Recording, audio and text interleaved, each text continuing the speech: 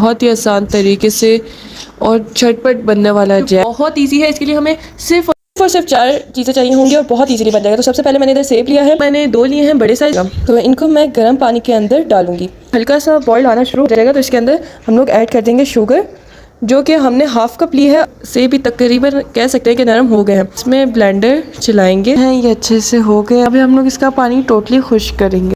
तकरीबन 5 मिनट हो गया। अब हम लोग इसे मुस्तकिल चलाएंगे ताकि ये नीचे ना लगे। इसमें थोड़ा सा पानी और ऐड करेंगे, हम लोग चलाएंगे। इसी के बीच में हम लोग इसके अंदर थोड़ा सा फूड कलर ऐड करेंगे और साथ में हम लोग इसके अंदर ऐड करेंगे 1 टीस्पून विनेगर और 1 टेबलस्पून लेमन जूस। आप ये देख सकते हैं इसकी जो थिकनेस है वो भी हमें जैसी चाहिए थी वैसी हो गई है। चल भी इसमें बिल्कुल नहीं बना है और बहुत ही मज़ेदार ये बनेगा। फर्क आप नहीं कर सकेंगे कि ये घर का बना हुआ है या बाहर का। और आप ये देख सकते हैं ये कितने मज़े का इसके चंक्स